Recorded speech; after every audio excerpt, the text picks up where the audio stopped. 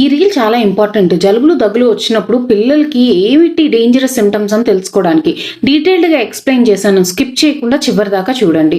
Welcome to పిల్లల పెంపకం. హాయ్, నేను మీ doctor Leela, your everyday women's doctor. First breathing చాలా వేగంగా ఉన్నా లేదా బాగా ఎక్కువ సౌండ్ వస్తున్నా, చెస్ట్ లోపలికి వెళ్ళిపోయిందని అనిపించిన, ముక్కు పుట్టలు ఎగరేస్తున్నా, ఇలా అనమాట. 2 జ్వరం.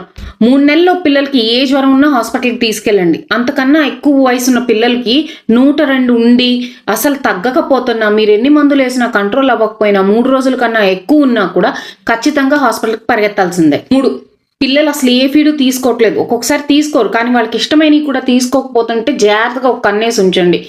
4, డీహైడ్రేషన్. 24 గంటల్లోపు 3 వెట్ డైపర్లు కూడా లేవు. కళ్ళు ఏడుస్తుంటే నీళ్లు కూడా రావట్లేదు. నోరు తడారిపోయినట్టుంది, డ్రై అయిపోయింది అంటే వాళ్ళు డీహైడ్రేట్ అయ్యారని అర్థం. అఫ్కోర్స్ పాలు తీసుకోకపోయినా వాటర్ తాగకపోయినా డీహైడ్రేట్ అవుతారు కదా. 5, పిల్లలు క్రాంకీగా ఉన్నా, చాలా ఇరిటేటింగ్గా ఉన్నా, తర్వాత ఎత్తుకుంటే ఇలా వాలిపోవటం, అన్యూజువల్గా ఎక్కువసేపు పడుకోవటం, చాలా స్లీపీగా ఉండటం. 6, చెవి నొప్పి ఉన్నా, చెవిలోంచి ఏదన్నా కారుతున్నా, చెవిలోంచి బ్యాడ్ స్మెల్ వస్తున్నా, ఇది వాసిపోయినా చెవిలో ఇన్ఫెక్షన్ ఉన్నట్టు అర్థం.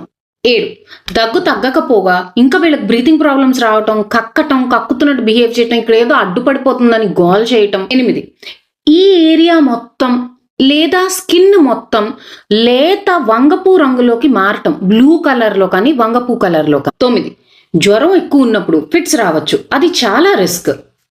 10, అసలు వాంతులు తగ్గకపోతే డీహైడ్రేషన్ రిస్క్ చాలా ఇంక్రీజ్ అయిపోతుంది. మీ పిల్లలకి హార్ట్ ప్రాబ్లమ్స్ ఉన్న, ఆస్తమా ఉన్న, ఇమ్యూనిటీ తక్కువ ఉన్న, ప్రీటర్మ్ బేబీస్ అయినా కూడా వెంటనే హాస్పిటల్కి పరిగెత్తండి. అసలు ఏ ఛాన్స్ తీసుకోవద్దు. ఇప్పుడు చెప్పిన సూచనలు ఏం కనిపించినా కూడా అసలు రిస్క్ తీసుకోవద్దు, వెంటనే హాస్పిటల్కి వెళ్ళండి. అలాగే ఇది పార్ట్ 2 4 పార్ట్స్ రీల్లో. ఫస్ట్ రీల్ అసలు మామూలు జలుబులు దగ్గులకి ఇంట్లో మనం ఎలాంటి కేర్ తీసుకోవచ్చు అని ఎక్స్ప్లెయిన్ చేశాను. అది చూడకపోతే అది కూడా చూడండి. ఇంకో 2 పార్ట్స్ ఉన్నాయి కాబట్టి ఖచ్చితంగా ఫాలో అవ్వండి. మీకు తెలిసిన అమ్మలందరికీ షేర్ చేయండి. మీకోసం మీరు సేవ్ చేసుకోండి. లైక్ చేయటం అస్సలు మర్చిపోవద్దు. బాయ్.